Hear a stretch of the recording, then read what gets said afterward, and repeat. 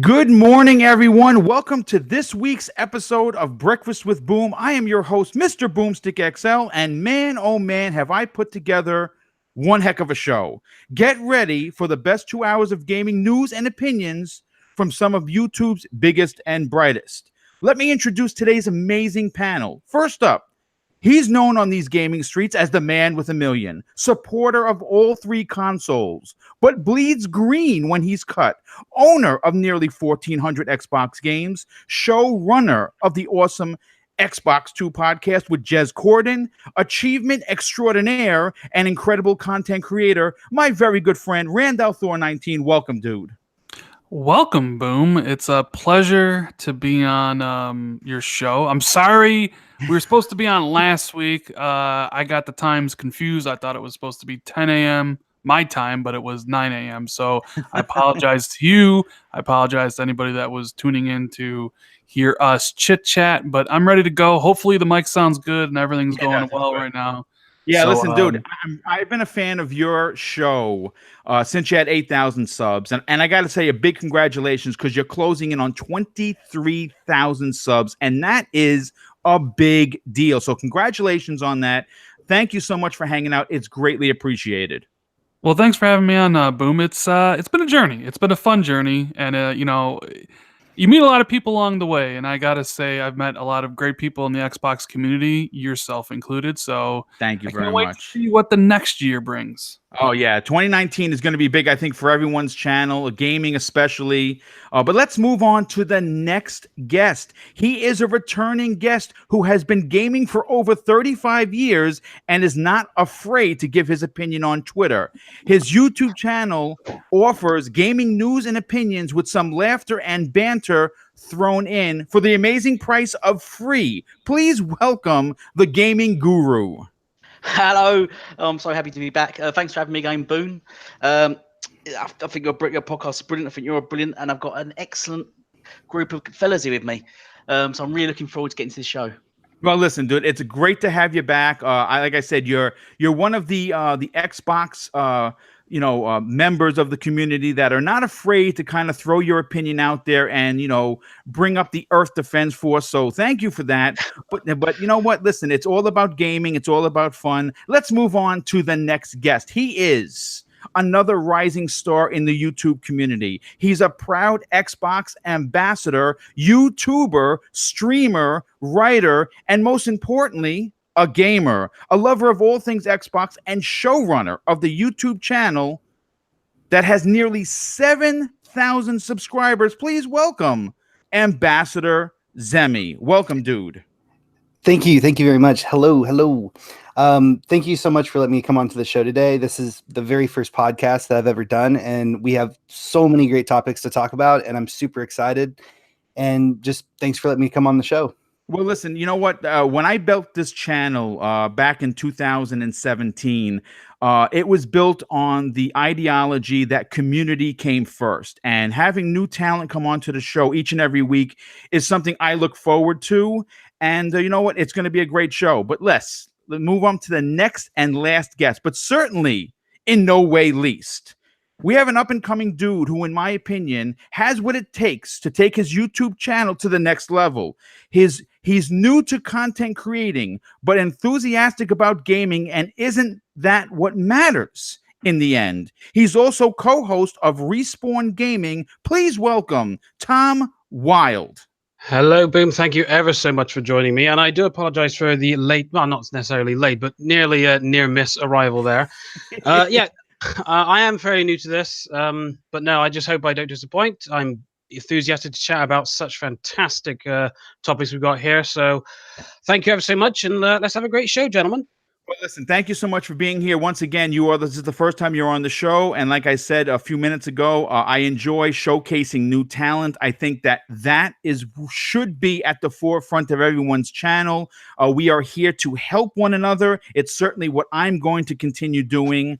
I have some big announcements coming for 2019 in regards to a new live show I'm going to be adding to the channel. Right now, it is in the current working stages of names and times and certain other things, but I will be making an announcement shortly, so please look forward to that. But let's get into the first topic, and I think it's going to be a good one. In a story that I pulled from Express UK, there's some breaking PS5 news that suggest that we're going to get the PS5 in 2019. Now, we've heard many rumors 2019, 2020, 2021, but according to Reddit user, and get ready for this, Ruth Enick Cookies 4, Sony dropped out of E3 to concentrate on the PS5. And according to what he's saying, Sony will host a small PS5 event in mid-2019 before showcasing the console in full at the returning PlayStation experience that was canceled for 2018. Furthermore, it's said that most studios are already in possession of PS5 dev kits, which are described as being a monster. Now, we've heard that before. While the post acknowledges that things may change, this would certainly explain why Sony dropped out of E3. Now, they skipped Paris Games Week. They canceled PSX, didn't reveal anything at this year's VGAs, and of course, most recently pulled out of E3 2019. But many YouTubers and media sites have said it was a cost-cutting move. Here's my question to the panel. I'm going to go to you, Rand, right away. Is Sony playing coy and will be looking to make big headlines in 2019? This is something that I expected. I didn't expect them to lie down and die. What are your takeaways from this, Rand? I mean, them leaving E3 was a shock to everybody, myself included. Like, I was like, what? Sony leaving E3? No, this can't be true. They've been in there for the last 25 years. But you did bring up a couple good points. They canceled PSX, and the reason they gave was that they didn't have enough to show, and they didn't want to bring people together to have them disappointed. They didn't do Paris Games Week this year. They didn't really do anything at Gamescom. And the thought is that they're not ready to showcase the next PlayStation games, which are going to be PlayStation 5 exclusives. Horizon Zero Dawn 2, maybe a God of War 2, what have you, right? They're not ready to open that Pandora's box just yet. So when it comes to E3, it's like, does Sony want to do it? It's very expensive. Maybe they felt it was better to save the money, although I don't really think that was the issue. I just don't think they wanted to go to E3 and put on a show similar to last year's and trot out Last of Us Part 2 and Ghost of Tsushima and Death Stranding once again, when previously they were kind of made fun of for doing that. So they decided, you know what? We're not going to go there. We're not going to do that. And we'll hold our own show later on in the year, which they're going to get the press for anyways. You know, when Sony does their own show, and if there's PS5's talk, all the gaming media will be at that show. Yes, all the absolutely. YouTubers will be covering that show. Yes. It'll be a big event. So I don't really think they lose so much in that regard. It sucks for us because I like to tune in, even though, like you said, I support all three consoles, even though I'm not that big of much of a fan of Nintendo. I look forward to seeing what Sony puts out because I'm looking forward to playing all their games. And in reality, now we only have one conference. It's Xboxes. Right. When normally we'd have two. Sure, Ubisoft and EA have theirs, but they're usually terrible, right? They really are. They're bad. So it's now we just have one conference that's going to be packed with a lot of good stuff when normally there'd be two. And now because of that, it's lessened. E3 is seemingly losing relevance year by year, which is something that I didn't think we'd see. So who knows what it looks like 5 years from now. But it's going to be very interesting to see how Microsoft responds with the stage to themselves, and if Sony really kind of goes all out whenever they do their own event.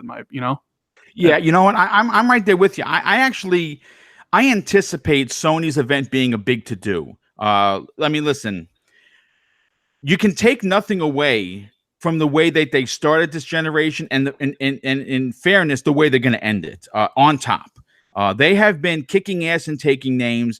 I have gone on numerous shows. I've had my own, shows that I've talked about it, how impressed I've been with their marketing. I think Sony's marketing is something that moving forward, Microsoft should take a page out of their book. They're always in your face. When you turn on the TV, regardless of whether you're watching, you could be watching, a soap opera of General Hospital, and you'll see a PlayStation commercial. Or if you're watching the NFL, game, or a basketball game or a hockey game, you're going to see, some sort of a Sony commercial. So it's no mistake that they have nearly 90 million consoles sold. And I think they're going to continue. They're going to close out this generation strong, and I think they're going to start the next one strong. But I want to move on to Gaming Guru. Now, listen, in this particular generation, Sony has really put the pedal to the metal and surpassed numbers that I don't think anyone saw coming, to be honest with you. I find almost it would be almost foolhardy, if you will, to think that Sony doesn't have something big up their sleeves. What are your takeaways from the PS5 possibly coming out in 2019, and that they're going to have their own big event next year? I personally think it could come back to bite them on the foot, because it just seems I took Sony as a company that would milk the PS4 right till the very end and then announce the PS5. I think really showing it off probably about a year in advance, I'd imagine, before it actually releases, is just going to dissipate PS4 sales. Surely it's going to drop the price of that, and then it's going to put question marks over their exclusives like Ghosts and TLU2 and Death Stranding. Are they now going to be PS5 titles, or are they going to still be PS4? Without knowing this until when's the PSX? Mid to late 2019, isn't it? PS4 gamers are going to have to basically wait until then to see what is happening with their exclusives, and I just don't think it's a good move by Sony, to be honest. Well, you know what? I have to agree with you, and I'm going to tell you why. Obviously, I am a huge first-party fan when it comes to Sony. Like I said, I know, Rand, I saw your video the other day about the one-and-done stuff. I thought it was really well done. And to be honest, I'm okay with that. I think I even answered you, sent you a message about how I'm perfectly okay with the games that you had as being one and, the so-called one-and-done stuff. But I want to go to Tom on this one. Listen, we know that Sony is not going to lie down. We know what they've done in 2018 and prior. And I think that, even though we don't know what they're doing in 2019, like I said, right now, there's some talk about Days Gone being pushed again. And that's not confirmed. This is what we're hearing. And I would be very saddened by that, because I'm really looking forward to that game. And as of right now, all we have is dreams, and I don't think that's going to hit the way anyone thinks it. I'm pretty sure everyone realizes that it's probably going to plop out as a dud. And I'm not taking anything away from that developer, but I just don't think that those types of games that have been in development as long as this is going to have a life. What are your takeaways from Sony possibly dropping the PS5 in 2019 and actually doing their own event rather than attending E3? Now, I think jumping out from nowhere in regards of announcing the possibilities of announcing dropping out of E3 is a smart move, catching, say, companies like Microsoft off guard. Because I think, in my personal opinion, I do believe that's fairly smart. I mean, I haven't really heard much rumblings in regards other than the Xbox Scarlet. However, I'm not as in depth and in there as much as you guys are. But as far as I heard, it's been more so about the PlayStation 5. I think them pulling out of E3 is a wrong move. However, I do believe that it will garnish some attention towards a special event that they're going to be having whenever it is before PSX. It's going to draw more attention away from E3, but I do believe that they should have at least attended it themselves to do the usual stuff. I think it's going to be a hit no matter what, and the fact that you got rumors around saying that the developers themselves have got some kit along with it, and they're describing it as a monster. I do believe that the PlayStation 5 will deliver. However, dropping out of E3 may be a mistake, may not be. We shall see. Hosting their own event, again, we shall see. For me, it's all up in the air. I'm not too sure about what's going to happen. I'm just going to take it all by ear, and just I do believe that I'm excited personally. Yeah, well, you know what? I'm excited too. Again, I'm a Xbox gamer first. I put that out there for everyone, but I proudly, like Rand, support all three. Even though Rand doesn't really care so much about Switch as much, I love Nintendo. I always have. Maybe it's because I'm old and I grew up with it. I don't know. But Zemia, I want to get your last point on this because I'm interested to hear what your take is. Sony. Has surprised everyone in a way that I don't think anyone saw coming. Pulling out of E3 for the first time in the company's history, I think was bold. I don't know where it's going to lead. I mean, obviously they're going to do their own event. How small, how big? This rumor is suggesting it's going to be small, and then we're going to get a big event in the end of the year, which would be December for their PSX show, and of course that's going to be. Man, it's gonna be covered by everyone. But here's the thing: if this is true, right? When do they release the PS5 in 2019? If PSX happens in December, see, this is what I'm a little confused about. What are your takeaways from this story? Well, I mean, personally, I think it's an extremely very well calculated move on Sony's part. But I think it's also a little bit of bad practice to skip out on both PSX, this year, and then also E3 next year. Like I understand that they're looking towards the future with their next gen consoles, but at the same time, it almost seems like they don't really have anything for 2019 for their current gen system, right? And that's a little shocking. As far as like a 2019 release date, I don't see how that could even happen. I agree. I think it's way too soon, and I want it to happen. I'm a huge Xbox fan. Have nothing against PlayStation, but I definitely want to see Xbox lead in the forefront this next generation. And I think that if PlayStation did release a console in 2019, it would very much that would go very much into Xbox's favor. And then another thing I wanted to touch on is with them skipping out on all of these different events, sometimes, silence is, speaks louder than anything. And, I agree. I don't know. I mean, it just, but at the same time, it also kind of seems like they're in a way abandoning their like their biggest fan base by not, showing up to these events and letting their true fans know what their plans are. Yes, well said. Yeah, I actually agree with you on that. I actually think that when a lot of us are on Twitter and we talk with the fans, we talk with one another, and I me personally, I don't get involved in the console war nonsense. I think that it's ridiculous. I think that as a gamer, if it's in your wheelhouse financially, it behooves you to to support all three consoles, simply because you can play where your favorite is, but at the same time not miss out on the gems. Like, regardless of whose flag you fly, there's going to be a particular brand that just has those types of games that you dig, and the other brand may have games that you like, but you don't go full in on. And I completely get behind that. Where thanks to Mooch, he's tagged me with the guy that buys everything. And to some extent, he's mostly right. I'm not as financially set as I once was, because I'm retired now. So you got to kind of put the money where it needs to go first, and that's more important than video games. But I try to support everything.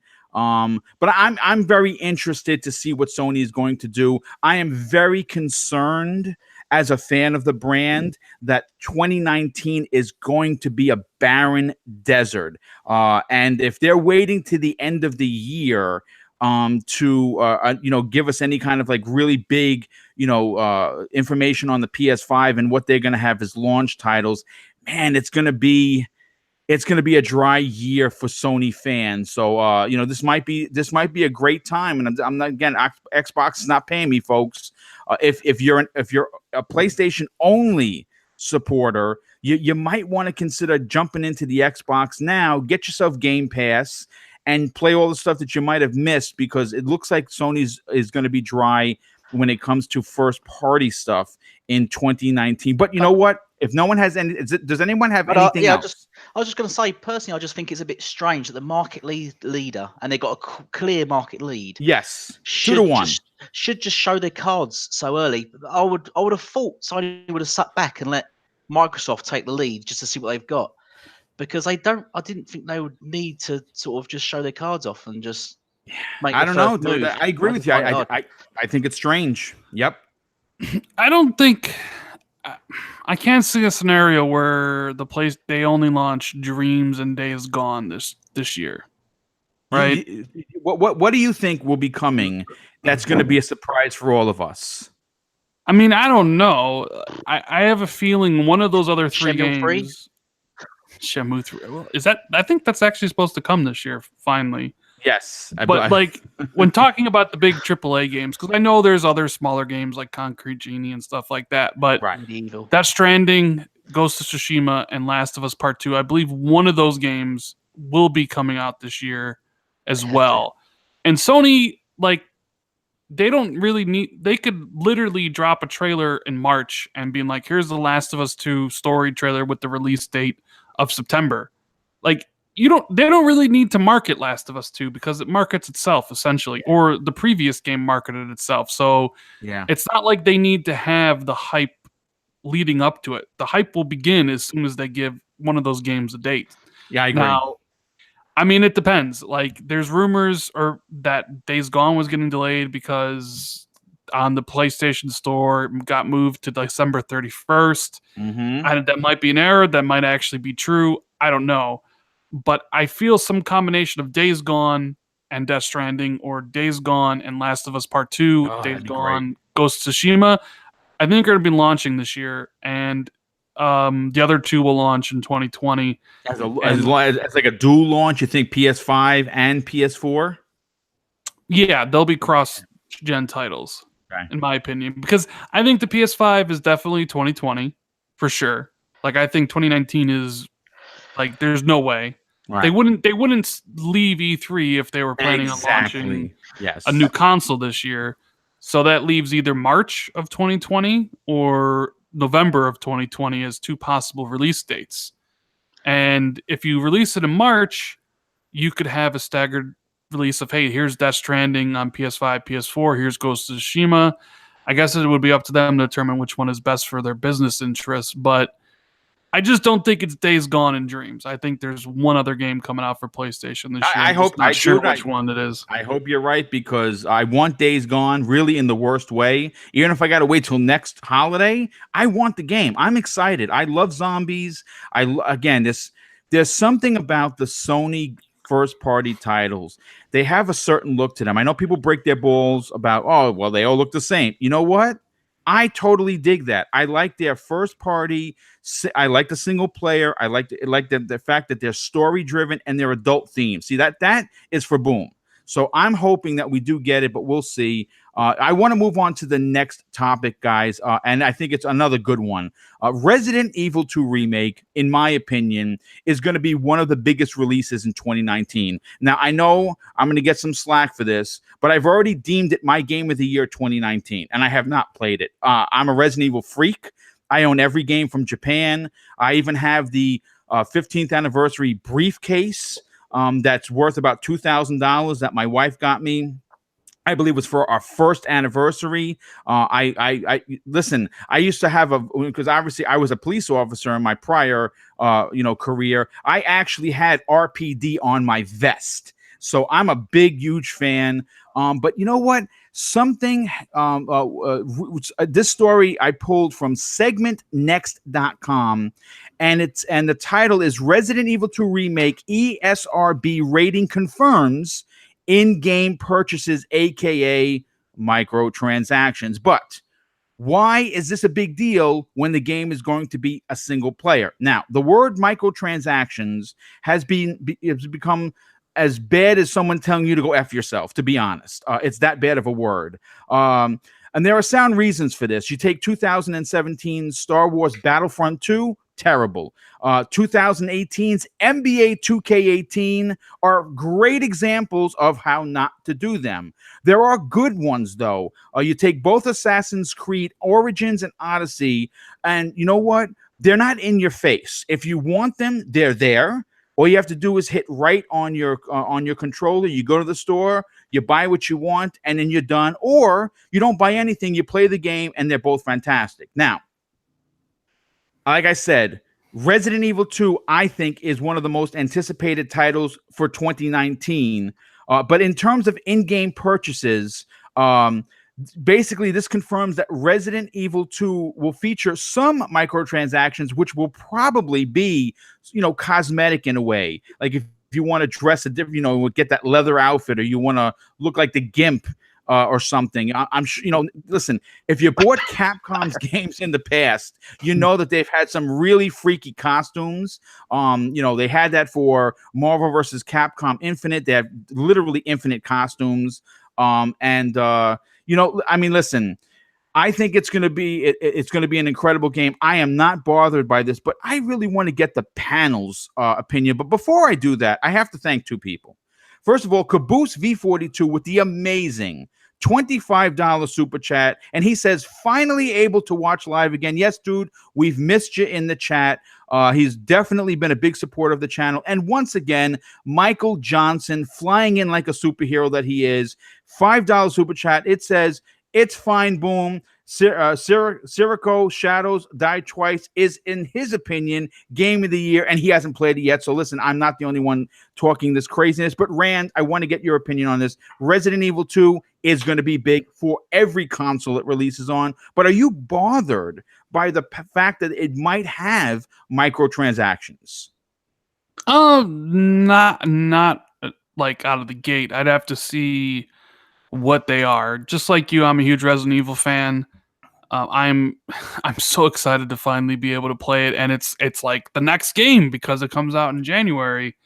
I also agree with you, or I think it'll be cosmetic, because I believe if you pre-order the game, the deluxe edition, it does come with some outfits for Leon and Claire.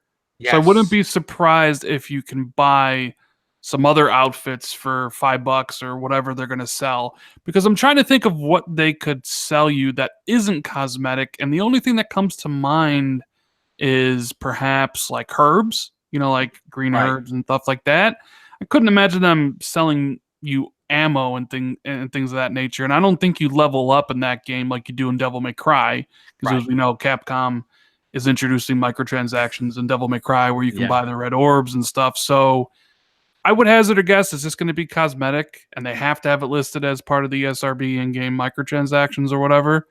So I don't think it's that big of a deal. I don't think it's going to be intrusive. It's just going to be there for people that, like you, who spend a ton of money on the Resident Evil franchise and want everything, right? Yeah, well, listen, no surprise, folks. I have the $200 collector's edition paid for at GameStop that comes with the 12-inch Leon statue figures. It's not, I don't want to say doll because I don't play with Barbies, But yes, I'm a big Resident Evil fan. I have tons of collectibles, tyrants all over the place. Some of my favorite franchises of all time. Literally, Resident Evil 2 is my favorite game of my 40 plus years in gaming. But Elite Gaming Guru, I want to go to you next on this. Now, given that Resident Evil 2 is a single-player experience, we are expecting cosmetic and vanity-type items to be up for grabs through these so-called microtransactions. As of this show, though, Capcom has not confirmed that microtransactions are, in fact, in the game. For you as a gamer, are you bothered that they're going to be in there, even though this is a single-player game? To be honest, don't bother me whatsoever. I think the word microtransactions has been thrown around a lot, and I think it's been overused for sort of the wrong purposes. I think microtransactions personally are fine if they're cosmetic. If it's pay to win, then it's a big no-no. I agree. So, yes, it ruins the game. Yeah, it's a game killer. So I think the games are fine to have microtransactions. The only thing I think they should do is possibly lower the price of the overall game, maybe drop it from 60 to 40 if they're going to fill it with microtransactions. I mean, the Fortnite's the it's a free to play game, and it's just riddled with microtransactions. There's just Yeah, doesn't and seem guess to be what? any complaints. They just posted a couple of $1 billion profit. So yeah. Yeah, exactly. So, and that's all from microtransactions. And no one sort of seems to be raging on them. So I think personally, microtransactions are fine. If it improves the quality of game and your interest in the game, then I personally don't see anything wrong with it whatsoever. Just take it out. And I think that's the difference between the Battlefield 2 and NBA. I think what you brought up is it was pay to win, will it not? I think they'll pay to win microtransactions. If you wanted to get a haircut for your character, you had to pay real money. Like if you went to the store and got a real haircut, which is absurd. Yeah, my son bought a £6 snowman costume on Fortnite today. And I want to slap him, but £6. I don't know. Listen, look like a snowman. But I'm going to say this. Like for instance, I'm not ashamed that I say that I support microtransactions, not in the way of where it's gross. For me, for instance, playing Assassin's Creed Odyssey, my personal game of the year. I've put over 150 hours into the game. I've unlocked every achievement. The only 3 I don't have unlocked are the 3 that aren't available yet. And I bought the Pegasus, DLC pack where it came with the Pegasus and the armor. I'm a huge fan of that kind of genre, it's something I wanted. So I dropped $20 and I really don't care. But you know what? We know how I feel. Zenny, I want to go to you next, dude. Listen, Resident Evil is going to be a big game. I mean, it's probably one of Capcom's most popular titles. And the fact that this isn't just slapping paint onto it, that they went in and built this from the ground up. I understand it's a single player game. I'm probably going to play through it at least half a dozen times before I'm done with it. But I wouldn't mind, dropping a few dollars if there's a particular costume I want. Do you have a problem with vanity and cosmetic microtransactions? No, I really don't. Whenever the word transaction gets slung out there, a lot of people like to think of the worst of it, like the loot boxes that are in Overwatch and that have appeared in so many different games like Call of Duty and whatnot. But if it is solely microtransactions at the form of cosmetic items, then I don't. Now, if they're starting to sell items such as health packs or extra ammunition or anything like that, which there is no evidence of that. But if they did do that, the only thing that scares me with that is, did they impact the gameplay to encourage gamers? Good point. To make it harder to encourage gamers to actually buy those microtransactions, to get that extra ammo, to get that extra health, and so forth. But ultimately, if it's just costumes, if it's just cosmetic items, then so long as they're fairly priced, I see no problem with that. Well, you know what? That's a great point, and it's a even better thought thinking point, because you know what, you're right. As long as the game isn't impacted where this particular part of the police precinct had 7 or 8 herbs and now it has 1 because they want you to buy more. Yes, that would be a problem. But I don't think Capcom is gonna shit the bed, if you will, when it comes to this. They have a lot riding on this title. You have to look at. Listen, I'm a Capcom fan. I have been since the NES days. I've always been a huge fan of the company. A lot of people don't know this, but in very early 2016, there was a talk of bankruptcy. They were in big trouble. Resident Evil 7 was a hit. Monster Hunter World was a hit. Resident Evil 2 is going to be a bigger hit. Devil May Cry 5, I think, is going to be a big hit. So they've been hitting home runs. So I don't think they're going to make that mistake. But Tom, I want to get your point on this. Microtransactions as a whole, I think, can be done properly if it's cosmetic and doesn't affect the game. What are your takeaways from the possibility of Resident Evil 2 having them? As long as it's strictly cosmetic, I'm fine. And as long as it's not pushing in my face. Right. Unlike, and to be honest, I can't see it being anything else other than cosmetic because it is a single player game. I mean, what are you going to have loot boxes with weird cards like EA's Battlefront do? That was for online perks for when you're facing against, what was it, about 40 people online. This is a single player experience. As I mean, like Odyssey and everything, it's purely cosmetic, like the ships and everything. But I've got no problem as long as you say done properly. And by the way, what's wrong with Barbie dolls? Actually, nothing, because my wife collects them, so I'm actually a fan of them. We don't sit and play. They're on display in cases, but she does collect them.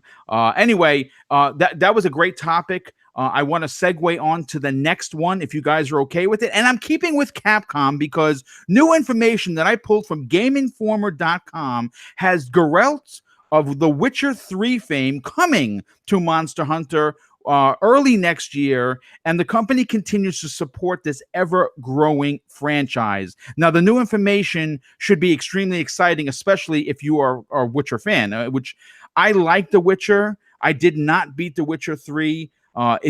For someone who likes big open world, I was overwhelmed by the game. I did not like the way you made potions. There's a lot of the game that I didn't like, but obviously some people consider it their game of the generation. Now, Capcom has made a few announcements in the future regarding Monster Hunter World, including the new expansion Iceborne, which comes out next fall. Iceborne brings with it a new quest rank, monsters, and more, all within its own story that takes place after the base game. And according to the article on Polygon.com, the premium expansion is going to be big. So big that it might be as big as the game. Now, here's the thing, Rand, I know that you're a fan of The Witcher. I don't know how much how much time you put into it. But listen, I think that this particular game, Monster Hunter, came out of nowhere. No one expected it because I hate using the word niche, but back in the days, those Monster Hunter titles on the 3DS were very niche, if you will. I bought them all and I sucked at them. I just could not get into them. I have no idea why I continued to buy them because I was always hoping that it was going to be like Monster Hunter World, and I really enjoyed that game. What are your takeaways with the fact that you'll be able to use Geralt from The Witcher 3 in the new, in the new expansion? I mean, I think it's pretty cool for fans of Monster Hunter and fans of The Witcher.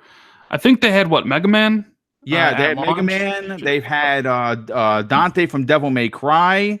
Let's see, who else did they have in there? I think I had a list.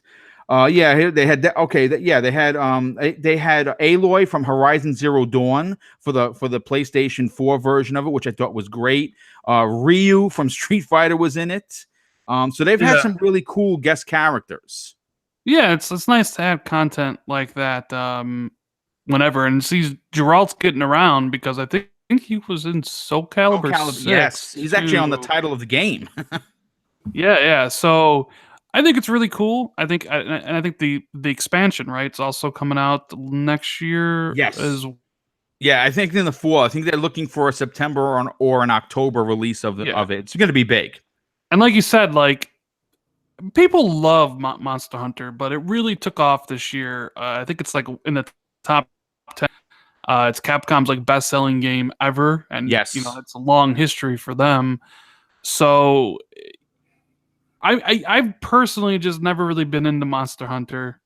So like I hated it. So it's like the idea of playing as Geralt, while interesting, doesn't really make me want to play Monster Hunter World. But I'm sure there's people out there that are huge Witcher fans that are like, all right, like now this is the time I'm gonna get in there to hunt these things. But I know it's just cool fan service, I agree. I know your co-host on the Xbox 2 podcast, which is amazing, by the way. Jez Corden loves Monster Hunter. Am I correct? Yeah, he loves it. I'm sure it'll probably be one of his top 5 games, top 3. He loves that, and like State of Decay 2. So, yeah, I don't know. He just can't get enough of that game. So. No, I mean, listen, I think there are a lot of fans out there like him. Surprisingly enough, Monster Hunter World took off in a way I didn't expect, to be honest with you, but it was a better game than I originally gave it credit for. Gaming Guru, I want to go to you on this, dude. Listen, the one thing about a particular title is how a company supports it. And obviously, Capcom knocked it out of the park in regards to the base game with Monster Hunter. But since its release, and I believe it was March or February, it was very early last. No, I'm sorry, it might have even been January. They have been supporting it like nobody's business. And the new expansion, it's going to be premium, so you're going to have to purchase it, and that's fine. But they're adding all these, these surprise characters, these guest characters. Do you like what you see with what Capcom is doing? Okay, first off, I'm going to say I despise Monster Hunter. I didn't like the game whatsoever. I've played it for about 2 hours, and that was it. Okay. Done. but I think it's brilliant they support it. Yeah. I think Capcom's taken a massive hit this generation, and I think they found a little gem in this game. I mean, it's got nominated for several awards at the Game Awards, and I was really shocked it got a nomination for Game of the Year. But I can see why Capcom are putting full support behind this game, and I think it's great that developers do throw little Easter eggs into games like this. Yeah, so I'm right behind it. Yeah, I mean, I'm listen, like I said, I'm a big fan of Capcom. I like the route that they're taking. They're obviously back to being the Capcom that I knew growing up, especially during like the Dreamcast days where they were it was always SNK versus Capcom when they had fighters and they were always fantastic. But in regards to their titles, they seem to be getting better each and every one. So I'm excited to see what they do. I've only put about maybe 25 hours into Monster Hunter, and like everything else, when you buy a lot of games, sometimes games that big kind of just get put off to the side. I will eventually get back to it. But Zenny, I want to get to you on this. Capcom made some big strides on a company that was with serious talk of bankruptcy, and I was nervous for the company because it would probably be one of the worst losses in gaming to lose a company that big. So I'm glad they made a comeback. Are you happy with what they're doing with games like Monster Hunter? I am. I also want to say that I'm not a huge fan of Monster Hunter. Okay, it's a bit of a niche game. I will say that. Yeah. But I always love to see companies continue to support their game well after the initial release of it. And I love The Witcher. I love Geralt of Rivia. I'm probably not going to play the DLC, but I do think it's really cool how they are crossing universes and adding in characters from other titles. And yeah. Well, I mean, listen. A lot of people on the panel aren't like the biggest fans, and I get it. There's a lot of investment into this game. Missions sometimes last. Single mission could last about an hour, especially if it's a big monster. It could take you an hour and a half, and sometimes that grind is just too much. But Tom, I want to get your opinion on this. See, Monster Hunter World is a title that keeps giving its players something to look forward to. And I think really that's what separates it from many open world games. And January 2019, the game is going to be celebrating its 1-year anniversary. And it appears that Capcom is going to be giving some fans who continue to support the game something to look forward to in the form of The Witcher showing up in that. Are you excited to see what they do past The Witcher, and what guest character would you like to have them add in the future? Oh dear, I feel absolutely terrible because I do not like the game at all. No. Listen, if you don't, that's perfectly fine, dude. Well, listen, it's not everyone's bag. I get it. Oh, I know, but the thing is, I only played it probably about 2 hours the other night when it was on for free on the PlayStation Store. Okay, I will say I do like the fact that they keep giving after the initial release. It's very nice, and I do believe that all games. I know it's impossible for every single title to do this, but I think it's something that companies should strive to do, to keep gifting people who have taken their own personal time and money to invest in these titles, to give them more. However, for me, when playing it, I don't know, man. I mean, I'm one of these people who likes as much as reality as possible. And the fact that I'm in this completely out of this world and environment, it already makes me a bit apprehensive. Okay. But I will say, Yeah. I will say the creation of my little cat companion is phenomenal.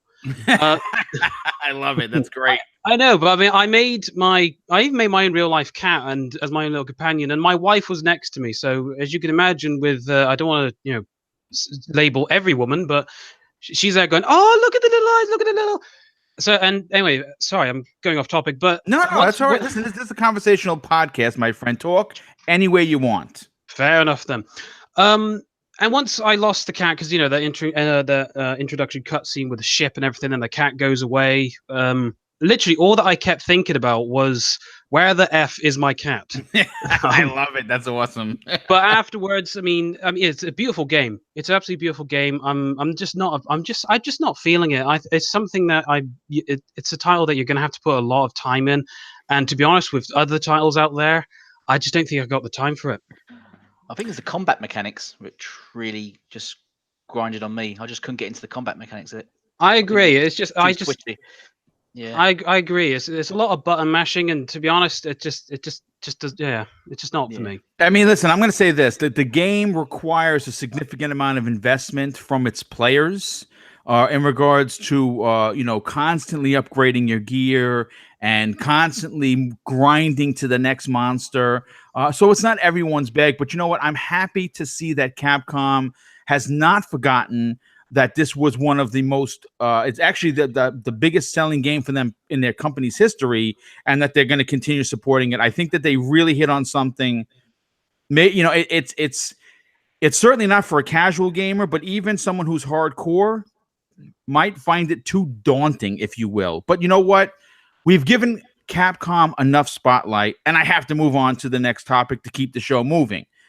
Anthem is another big title that's coming in 2019. In fact, it's on some people's lists as their most anticipated game. And this new information from BioWare should basically calm any worry when it comes to DLC in the form of Season Pass, because this is what they had to say. Now, this story I pulled from WCCF Tech, and the story reads, BioWare says Anthem won't put any obstacles between you and playing with your friends. And considering who the publisher is, this is a big relief for gamers like me who are excited to find loot, kill huge monsters, but more importantly, play with your friends in the amazing world outside of Fort Taurus. Now, Anthem is now about 2 months, I don't know, maybe 2.5 months away from launching. We just got the new story-focused trailer at the Game Awards 2018. And while the developers handled the first closed alpha test last weekend with some hiccups, obviously, and I this is a little off topic, but I'm going to say this, and Rand, you'll appreciate this.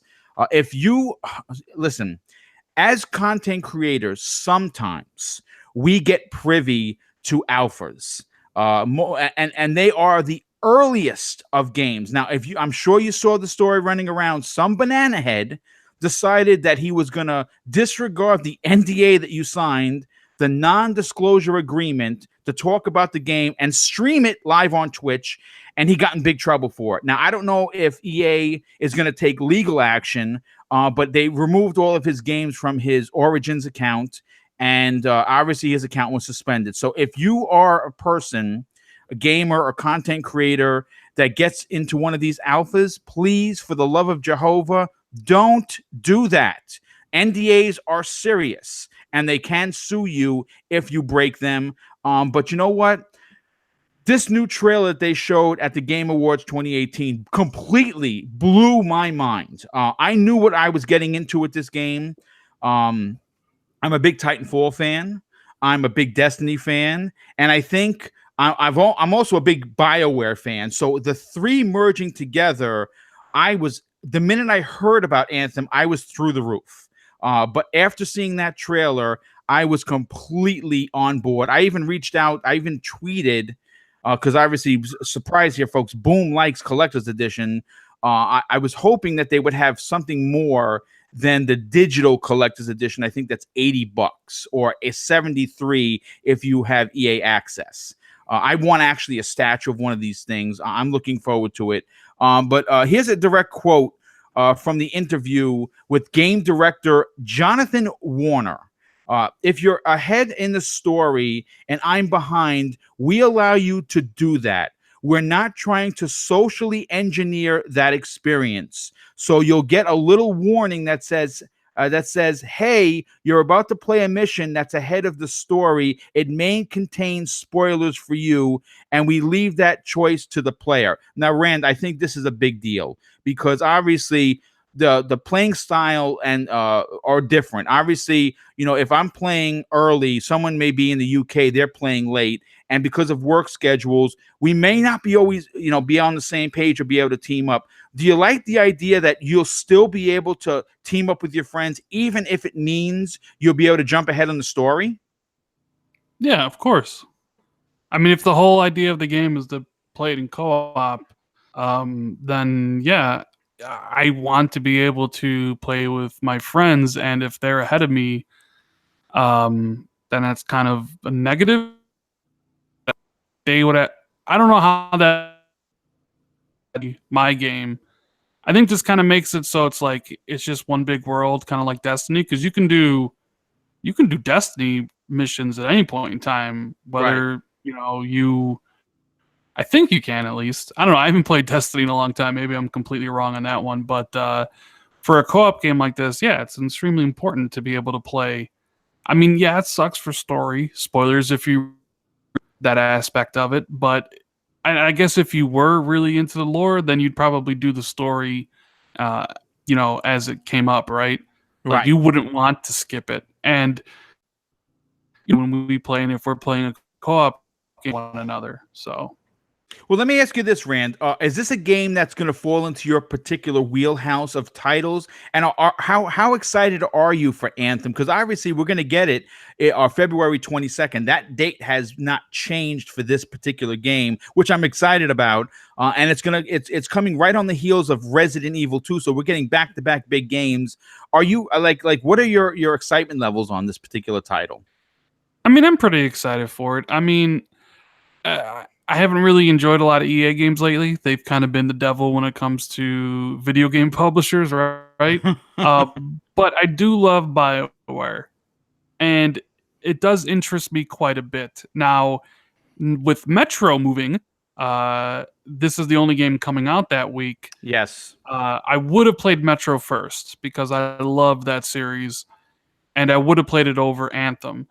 Hopefully, I can have Metro done because Metro comes out on Friday. But yeah, I plan on buying the game and I plan on playing it. I may not be there day one.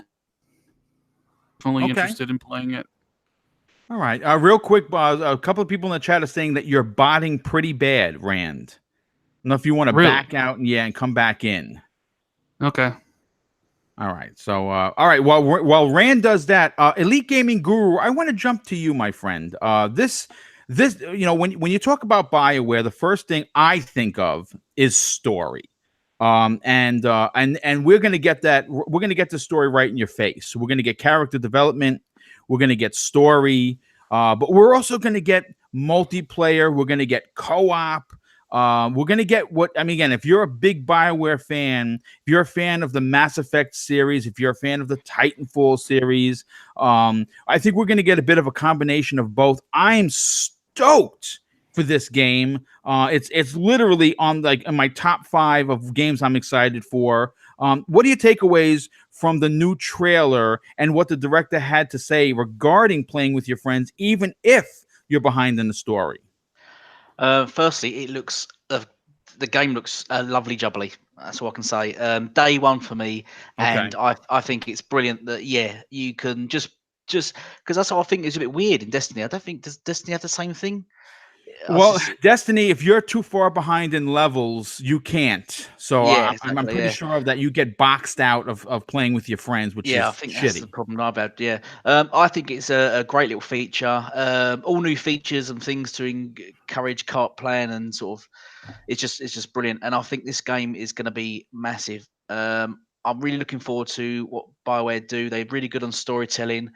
Mass Effects are brilliant. I'm actually really shocked they didn't do a sort of a more MMO or multiplayer version of Mass Effect. That's what I really would look forward to. But I think this is going to be brilliant. I think. And who done Titanfall? Was it Respawn? Yes, yes, they did. Yeah, I think they're also massive, and I think the Titanfall games are unfortunately a little bit overlooked. But I think they're brilliant games, and I can't wait for this collab and just see what they can do with this. Destiny, because I bought Destiny 1, unfortunately, and I was really let down, and then I felt like slapping myself in the face when I bought Destiny 2. I mean, listen, you gave it a second shot. There's nothing wrong with that. Yeah. I mean, sometimes you want to hope that something is in your wheelhouse, and it just wasn't for you. And that's listen. Destiny 2 wasn't for a lot of people. Yeah, I think Bungie just got a bit sloppy and lazy, I think, and a bit too probably greedy. But I think Maybe. the Anthem's going to be, I think, incredible. I just hope they just iron out all the issues and it just drops and hits the ground running. And it's just what Destiny should be. I think, just an ongoing game. Which they will just I continue to agree. support. Yeah, I'm right there with you. I want this game to last for years. I want and there's not going to be any kind of season pass. All of the DLC is going to be free. Exactly, They're probably going to fund this through some sort of cosmetic microtransactions. Yeah, which even I've if it's already, with microtransactions, exactly. yes, Yeah, and I'm okay with that. free. Yeah, I'm okay with that, dude, because I've already said that I want an N7 armor for my javelin. And if you want me to pay $5 for it, my God, take my money out of my pocket right now and let's do this. Exactly, I'll throw money at painting my javelin, painting everything. Yeah, absolutely. But listen, that's the kind of game that I think just involve. Just brings you more in when you can do stuff like those kind of games. Yeah, when you can personalize the game in a way that makes you okay, when you play a game. Right, you're playing a game as a gamer, but there's certain aspects to a game that just makes that happy gamer inside of you smile. And being able to play a game that you're really into because you like the lore, you like the the game itself, you like the gunplay, you like the environment. When you can add a little flair to your particular character, to me that makes me an even happier gamer. If that makes more sense. immersive, makes it much more immersive. Yes, absolutely. Well, listen, well said, dude. Zenny, I want to go to you now. Listen, before I get your opinion on this, the game director Jonathan Warner continued in the article during this interview. And this is what he had to say.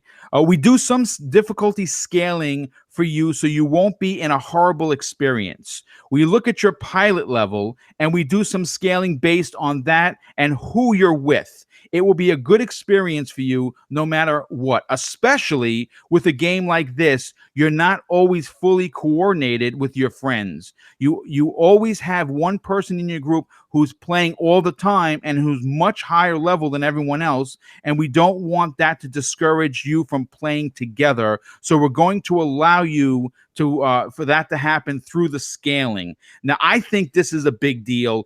It's in my opinion, and I'm not sure who said it, Destiny missed the boat with this because the whole idea is a guy like me, I'm retired. So I just want you to know that I'm probably going to be the guy in the party that has 150 hours while someone has 20. And that's because I can play during the day, which is normally when I play. So what are your takeaways from the interview with the game director on, are you excited for Anthem? Well, I mean, I think it's definitely good news that they are making it where if someone's further on in the story, you can go ahead and join them. And they're also making it where you will get scaled. That way it's not too hard for you to join in on his story. I think that that's definitely a necessity. And I think many games could have benefited from that in 2018 and even earlier.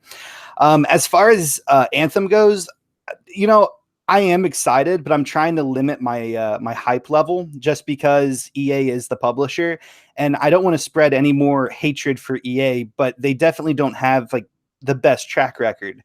And what I'm more worried about than anything is that they might possibly be releasing Anthem too soon, as what they did with the most recent Battlefield 5 and what they did with Mass Effect Andromeda. Is EA typically seems to like to release these games before they're ready and before all the features are out, and I really don't want that to happen with Anthem. I agree. And so I'm just a bit afraid for that, and I'm trying to limit how hyped I get. And I definitely hope a lot of people don't go out and buy it on day one. I hope a lot of people hold their money, look at the reviews and try to figure out if that's going to be in their best interest before throwing $60 at it, just with how EA's track record is, and so forth. Yeah, I agree with you. I mean, listen, I'm all in, dude. You know what? I've seen enough. And you know, I'm in a position where I know I'm gonna like the game. So I'm all in. And that's all I can say about it. But you know what? Before we move on to the next topic, obviously I have to get Tom's opinion on this, and I think it's going to be a good one. But before I do that, dude, I just need to thank Aiden Williams with the amazing $5 super chat, and he says, "What's up, brother? I'm replaying Red Dead Redemption 2 again, but more as an outlaw this time. But man, it's hard to play any other game after playing Red Dead Redemption 2." And I agree with you. To some extent, it's certainly not my game of the year for a lot of reasons. The game is fantastic. I have a lot of fun, but haven't beaten it as of yet. But Tom, I want to get your opinion on this. Listen, this is going to be a big title. I'm always nervous when it comes to EA because, my God, they know how to step in it sometimes. Star Wars Battlefront 2 was supposed to be like they were all transparent and this, we're not going to screw over the people, and we're adding a single player and the world's going to be a better place, and Star Wars, yay.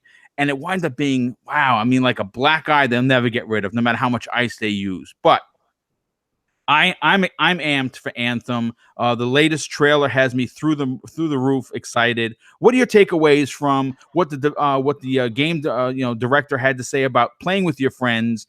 And are you excited for the title? I just hope it's not a false promise. I seriously hope it's not a false promise. Excellent. As you just pointed out then about with Star Wars, how they promised and then they completely let everybody down. I just hope this does not happen for Anthem or for any future games that is published by EA. Am I excited for it? I am to a certain point. As I did mention earlier on, it's not as in this type of world. It's completely out there, so it's already a bit. It's not exactly a day one purchase for me. But I have to say that what everyone's already said about waiting and being apprehensive, that is fully me, and I will wait for this title because if any flaws that do come through, I want to give it some chance, give it time to get fixed. However, I am excited to a certain extent. It's EA. Don't get your hopes up. I mean, yeah. I mean, what you're saying is right. I mean, it's until they fix their perception problem, I think all gamers are going to be apprehensive. But you know what?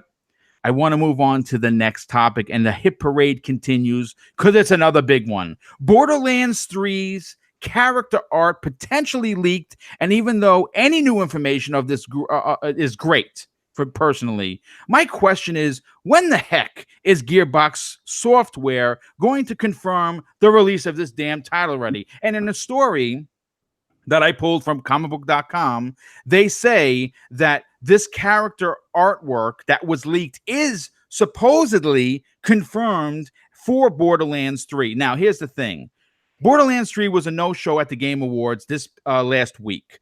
It was a no-show at Paris Game Week. It was a no-show at E3. It was a no-show at XO18, and I'm pissed because I love the Borderlands series. That said, details on the game are starting to seemingly leak through the internet. Just a few days ago, the game's character classes were leaked, and we now have what appears to be the character art from the game. Now, all of this information that comicbook.com got came courtesy of Reddit, where the new character art leak specifically showcases 3 different characters seemingly in line with the aforementioned character classes leak from last month. Now, Rand, I want to go to you. I don't know how big of a Borderlands fan you are, but I am really just at the point of delirium that we don't have any information, any release dates. We know they're working on it. Why won't they tell us anything? What are your takeaways from this? Why won't they tell us anything about Borderlands 3? That is the question of the ages. And you would think we would have a game by now. We know we've gone through this entire gen, 5 years so far. Yes. And we haven't gotten a Borderlands game. Wasn't Yeah. that Doesn't that piss you off a little bit? Doesn't that make you a little upset? It certainly does. Absolutely. And you have to wonder why, because Borderlands 1 and 2 were extremely popular on the 360. Sure, they did the remaster collection, and then they made that stupid Battleborn game, which Yeah. completely tanked. Terrible. And yeah, terrible. And nobody bought it. And so now they're making Borderlands 3. Do we think it's coming in 2019? I don't know. Is it a 2020 title? And if it's coming in 2020, does that mean it's going to be a cross-gen title?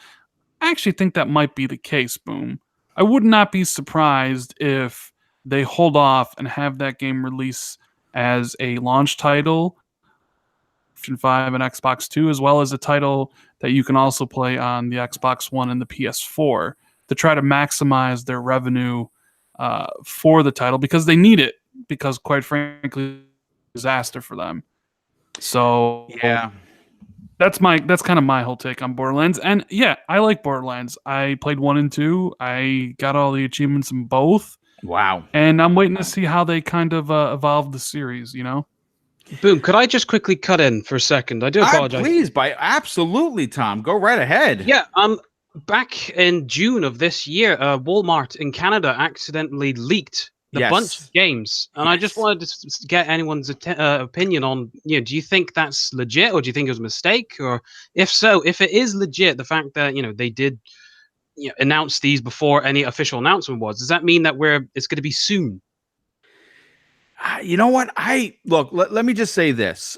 Borderlands 2 VR is if it's not released already, it should be releasing soon. I'm getting that game to A1. I am a huge PlayStation VR fan. And this is just another example of the support that I want to see. Yes, Borderlands 2 is old. Yes, they removed the co-op aspect of it. I don't care, because I want to play in VR. So you know what? It's some Borderlands news. But in regards to the leak, a lot of that information, the Walmart information came true. The only one that didn't was the Splinter Cell, which that's another one. I'm not even talk about it. I'm gonna forget I even mentioned it, because my God, if for every time I mentioned Splinter Cell, I got $5 and then was disappointed, I'd be rich. I'd be able to buy a game. But anyway, to your question, I don't know, dude. I mean, it's funny that we hear about these leaks from Walmart and we don't hear them from Gearbox. But I like what Rand is saying. He makes a lot of sense. I mean, think about this.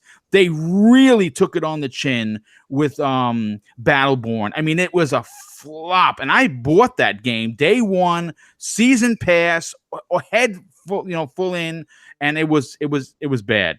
So they need to recoup the money. And think about this, and this is why I think Rand is really spot on with this. A new system, you're going to want a new game. Borderlands has a name that everyone knows. And if you're going to say that within, let's say, because, when they talk about release windows, it's normally, I think it's 120 days. It's like a 4-month window is considered like a launch title for a new console. And if you throw a Borderlands in there in month 2, that yes, it's going to be PS4 players and Xbox One players are going to be able to play it, because it's going to probably be, like Rand said, cross platform, cross generation. But you're gonna want to rush out to buy this title, because it's probably going to have some bells and whistles that the other one doesn't. So I think that 2020 is more than likely we're going to hear about it, but I would just like some sort of official confirmation that it exists. But Tom, that was a great question. Elite Gaming Guru, I want to go to you on this. First of all, are you a Borderlands fan? And 2, are you like me, frustrated as all hell that there has been no information and all we're getting is leaks that are unconfirmed? Yes and no. I'm a big Borderlands fan. Love the games. I've got all of them, but I've not even had time to get into the pre-sequel. And that's my only concern, if they're maybe delaying it, because we've got Anthem coming out next year. Yes. We've got Cyberpunk coming out next year. Once again, we've got 2 massive games for 2019, multiplayer games. And I think Cyberpunk's also multiplayer as well, isn't it? Yes, I believe so. And I just wondering where they're thinking they're going to fit themselves in. I wouldn't. It wouldn't put me off if they delayed it to the next gen. I think that would be a better move. and launched it with the new consoles at launch. Dropped it. Yeah, I mean, listen, financially, it makes good sense because everyone, and I mean everyone, is when you launch a new console, you're like a sponge as a player. You want to buy everything. I know that's how it is for me. I want to experience everything. I want to see what what different techniques they're using for graphics and how much better it's going to run than the previous generation. So that's actually a great point, dude. I think what they should do is drop the Anthem collection into Game Pass, let it run for a year, and then drop the next game.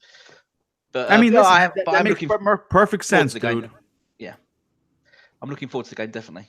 Well, listen, that's good to hear because it seems that everyone is a fan of Borderlands. But Zemi, I want to get your take on this now.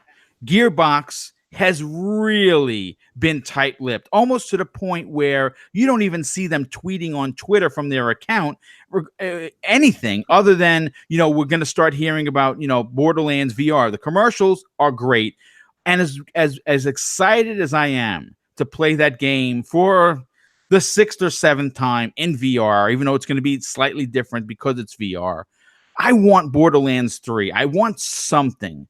I don't care if it's a trailer. I don't care if you flash the screen that just says Borderlands 3 and it goes black. I'm actually okay. I just want confirmation. What are your takeaways from the silence of Gearbox? Well, to be honest with you, I'm not really the biggest Borderlands fan. I've really only played the game a little bit. Back in the day, I was really addicted to Fallout. And I think those games kind of came out around, like the same time. And so I just never really got the chance to play Borderlands. And I think that game's really shines whenever you play it co-op with your friends. And a lot of my friends just didn't have it, right?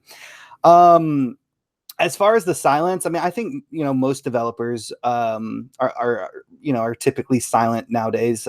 Bethesda definitely is. I'm excited for you guys. I'm excited for the fans of the series.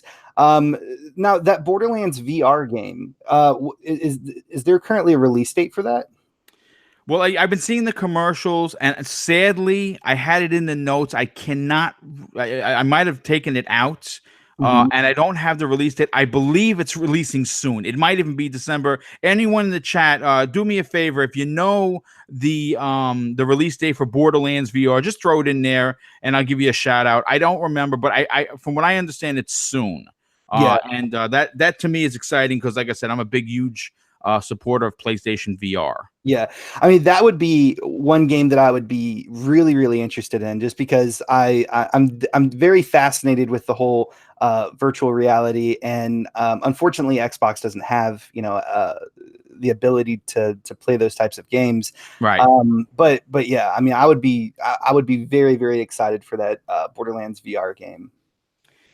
Yes, well, you know what? I mean, I'm like I said, I don't know if I'm going to do a review on it per se, but I'm definitely going to be talking about it in some of the live shows. Tom, listen, before we move on to the next topic, I know you jumped in, but I want to make sure that you get your opinion out there. You're a Borderlands fan, obviously. What are your takeaways from us getting only information from these static released leaks, if you will? It's a shame. It's an absolute shame because there is a huge gathering for Borderlands 3, and not even, as you put it, not even like a tiny little bit of a tease. Pretty much like what we had for the New Dragon. Oh, yeah, no, sorry, not even a little tease like we had for many titles over the years. But it's such a shame. I would like to see it come through, and I honestly, I mean, everything that I was pretty much going to say has already really been said. But I do think that probably it'll be a next-gen title. Yeah, it sounds like they're kind of holding off. But real quick, a shout out to some guy in the chat. He says that it's out today, and UK Dazarus also added the link where he says today, bro. Thank you, gentlemen. I appreciate that. So guess what Boom is doing as soon as the show is done? I'm purchasing Borderlands 2 VR to play over this weekend, and hopefully I don't fall and kill myself while doing it. Now, I want to move on to the next topic. You know what? Sometimes as a host, I make boo-boos, and I should have used the next topic as a segue from Anthem, and somehow I missed it. But we're going to go right back to BioWare because they offered very minuscule details on the new Dragon Age project. But as a huge fan of the series, that is more than enough for me, simply having confirmed knowledge that the recently returned Casey Hudson, the man of the hour, is back at BioWare, and that the stellar developer is working on a new Dragon Age title assures me that it's on the horizon. Now, I pulled this story from GameInformer.com. And this is what they had to say.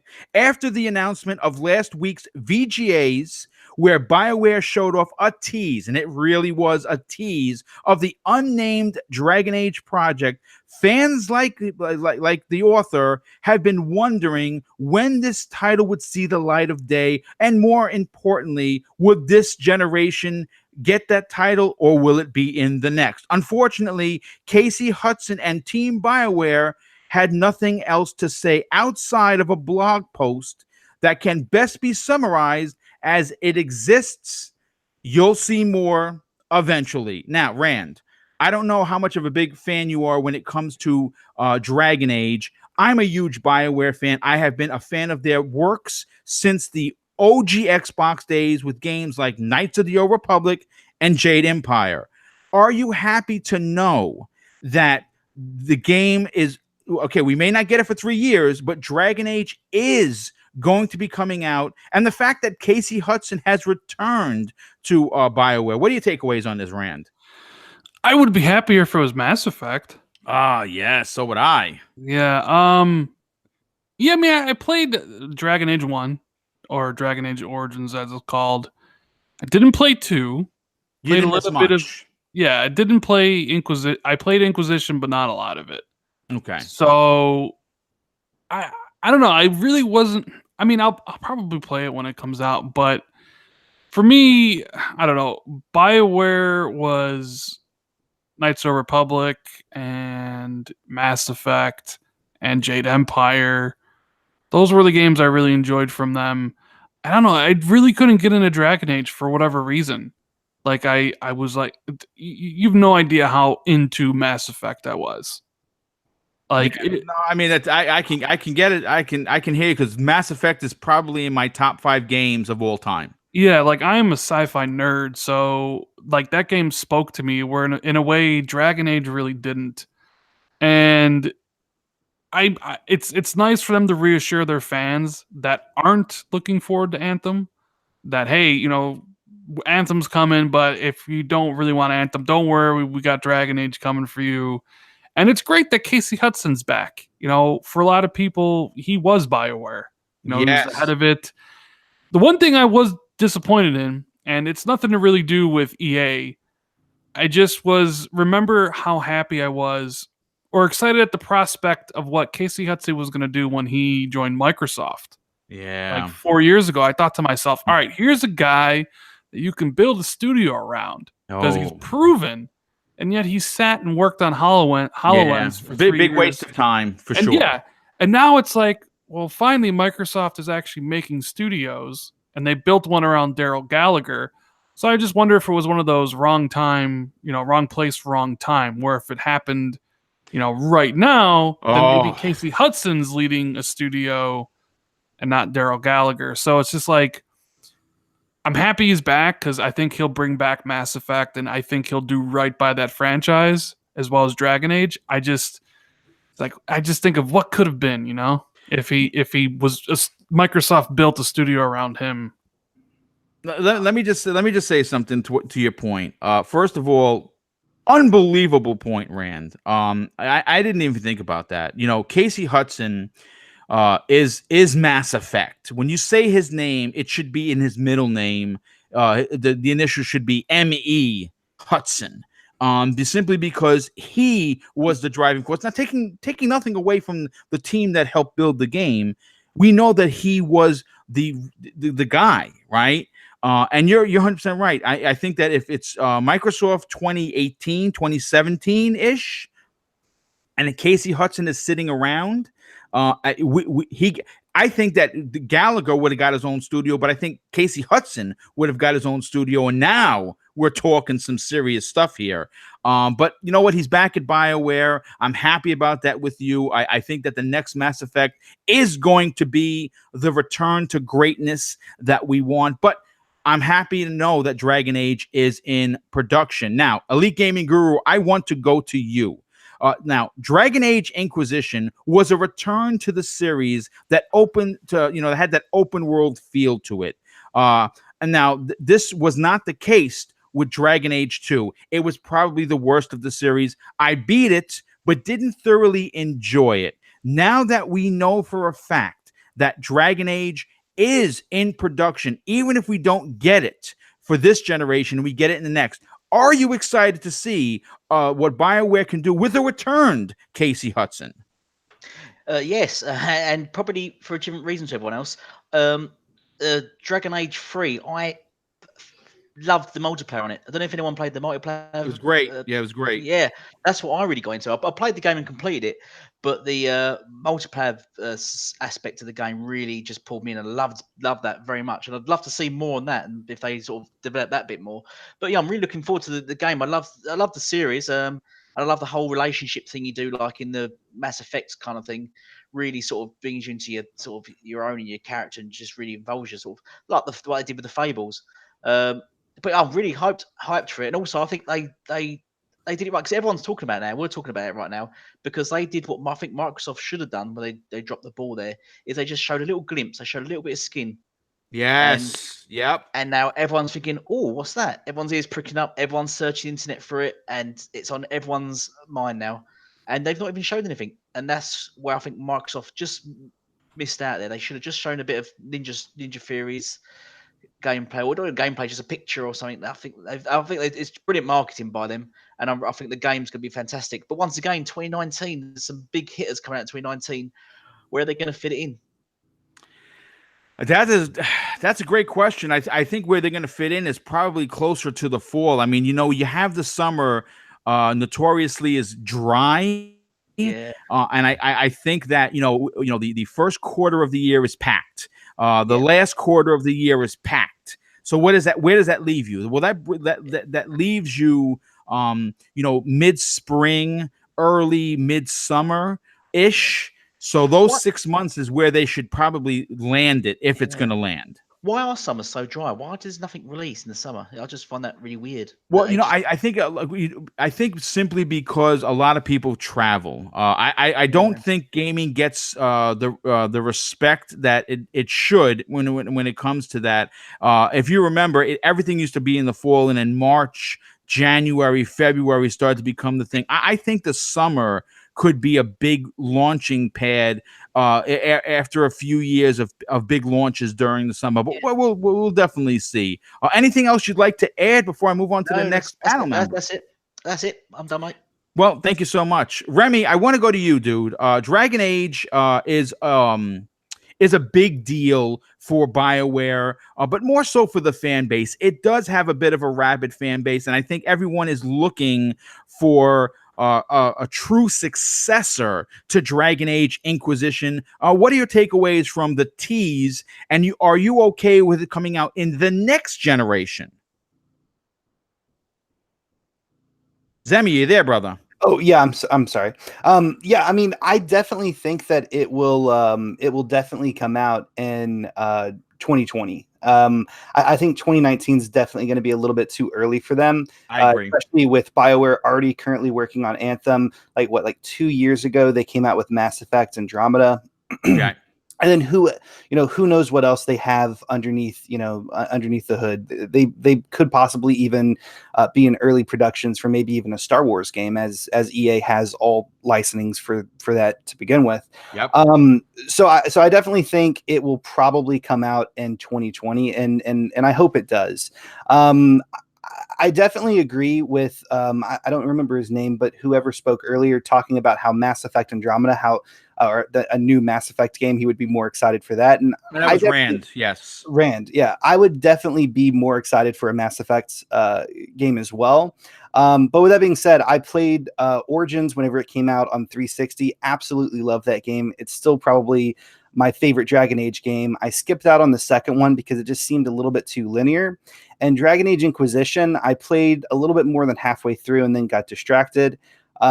Whatever they do with this new Dragon Age game, I kind of hope it's a mix between Dragon Age 1 and Dragon Age 3.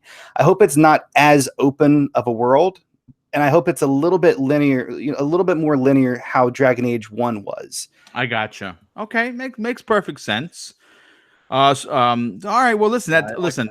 Fantastic points, Tom. I want to get your final points on this particular topic before we move on. Like I said, I think everyone on the panel, big fan or not, wants to see what Casey Hudson's going to bring to the table.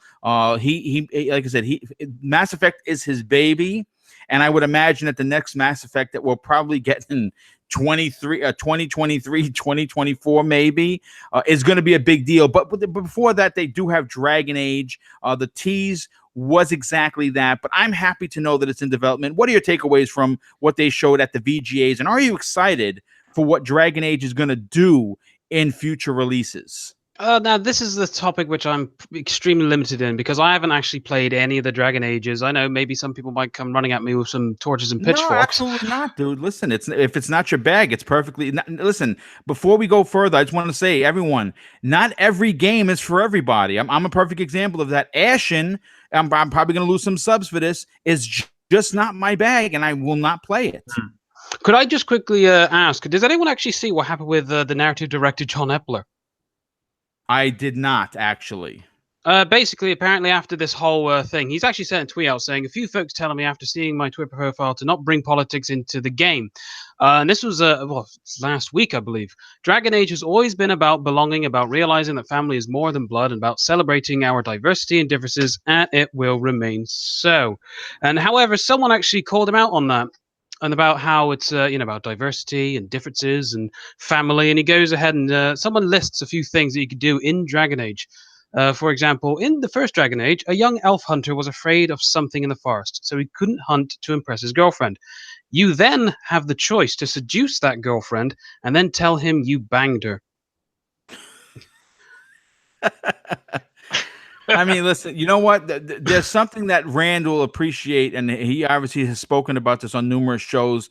Sometimes some people just should not speak, like should not do public speaking because they're just not good at it. And this might be one of those examples. I don't know. I didn't know about that. That was a great point to bring up in the show, dude.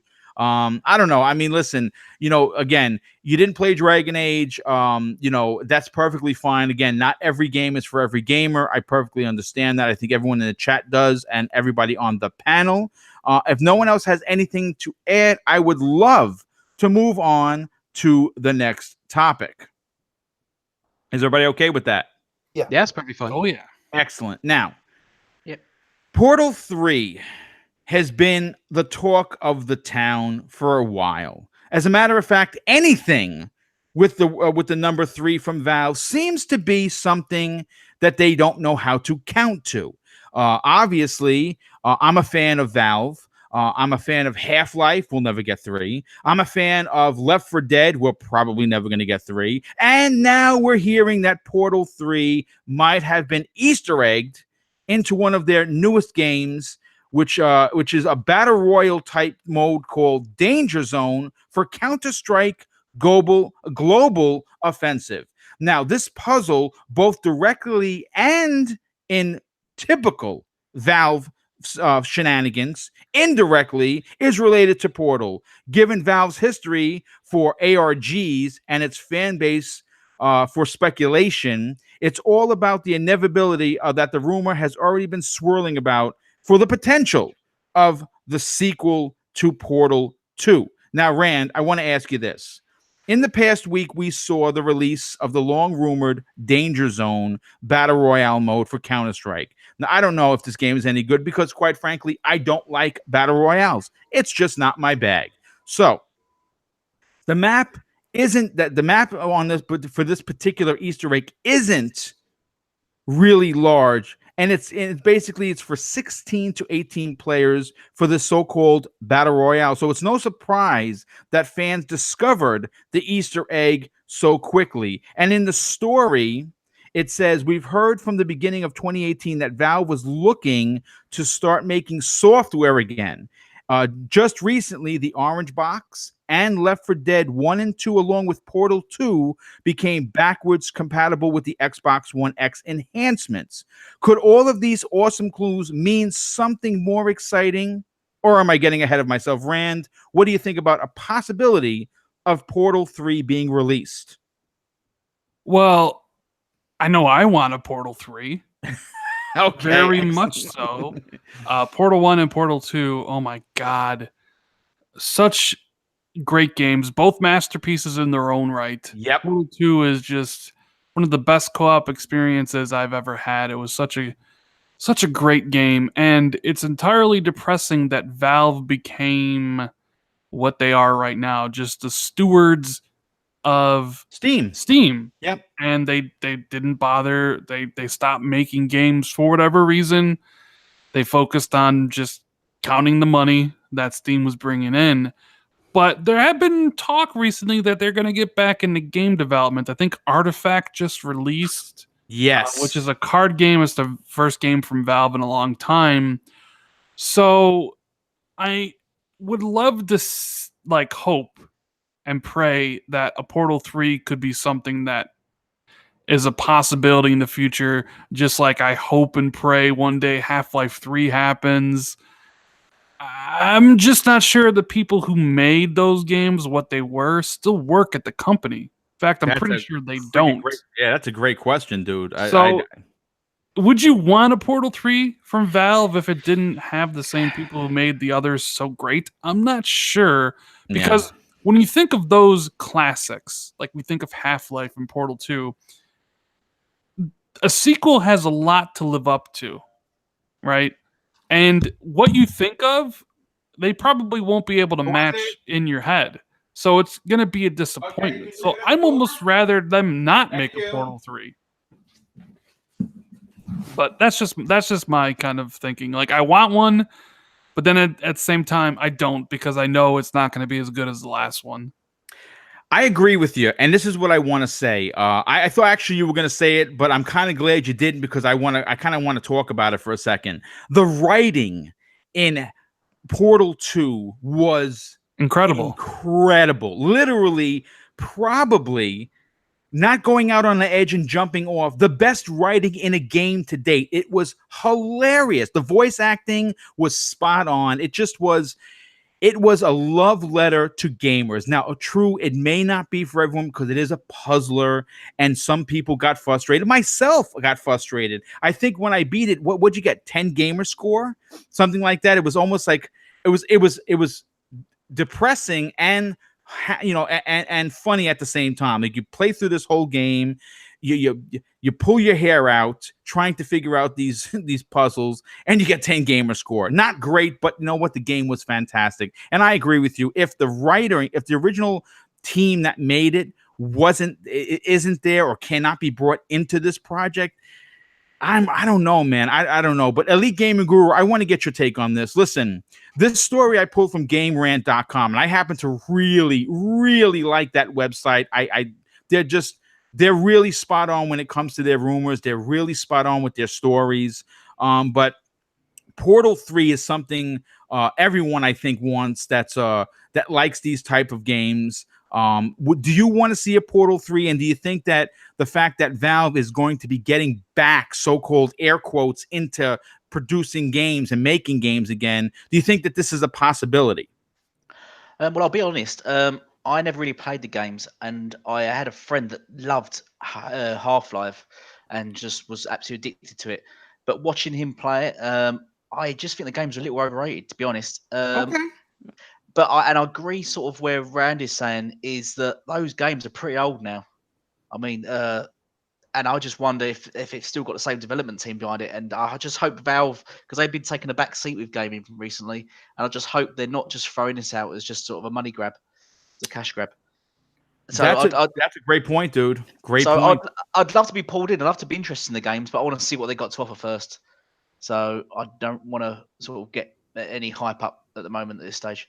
As a new sort of player to the games, as a new person to the games, but I'm quite excited to see what they've got to offer, but there's a couple of red flags there, to be honest.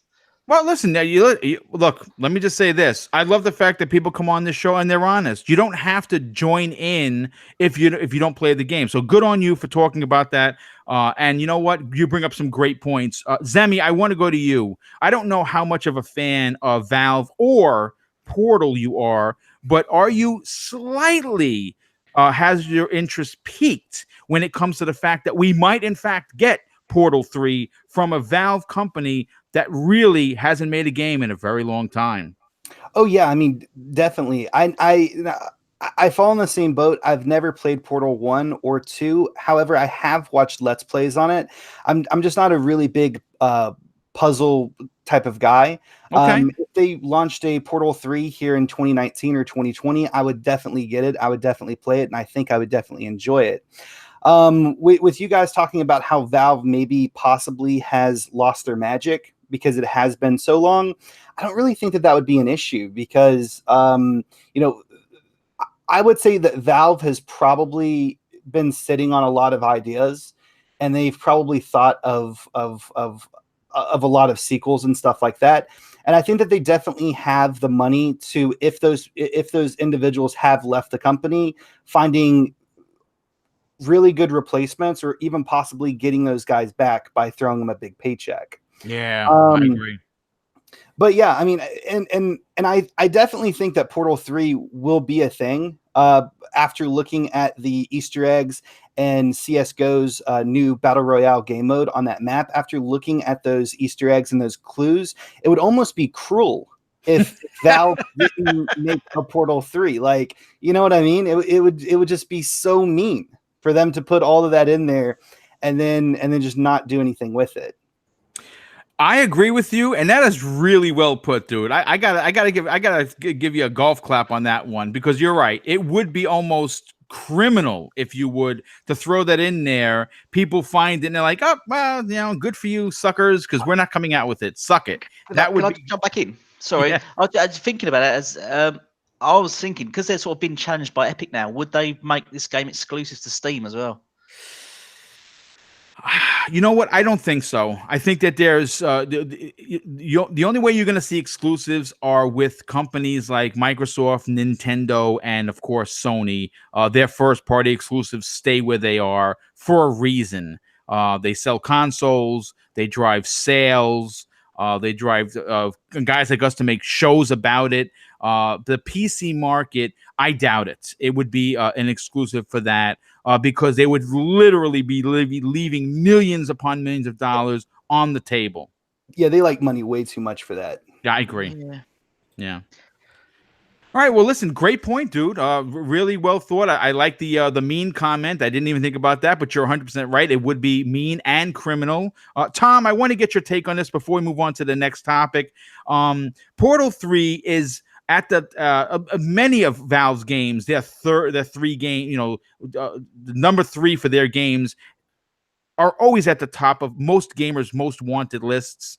Portal in particular, because it really came out of nowhere. It was done by a very small team, became very popular. Portal 2 just blew the original one out of the water, in my opinion, anyway. And I think people would love to see a 3, Rand included, as well as me. What are your takeaways with the fact that they did throw these Easter eggs in? We do hear that they might be making games again. Are you excited for a Portal 3? I think for me, it's questioning whether it's too little, too late, and Okay, would they great point. And would they be resting on their laurels and riding off the success of Portal 1 and 2, as well as Left 4 Dead 1 and 2, and especially Half-Life as well? I would be okay with having a Portal 3, even if it's not the same developing team, if it's new ideas, everything like that. But for me personally, I would actually prefer to have a Left 4 Dead 3 rather than a Portal 3. I'm a huge zombie fan. But that doesn't necessarily mean that I would not enjoy another Portal game. I mean, Portal for me made puzzles fun. It did. But I don't know, man. I mean, with them coming back into making games, there's a bit of faith there, but I don't know. It'd just be a wait and see. But I'm a bit concerned with it being too late. It has been far, far too long. But I do believe that there is a huge group of gamers wanting a third installment, not just of Portal, but all of those other titles as well. Left 4 Dead 3, Yeah. definitely. Yeah, I'm right there with you. Left 4 Dead 3, the fact that we don't have it, again, a crime against humanity. I think it's a game that would make millions for the company. It is definitely a head scratcher. Before we move on to the next topic, I have to say this. First of all, once again, we've broken records on Breakfast with Boom, having almost 150 people watching live.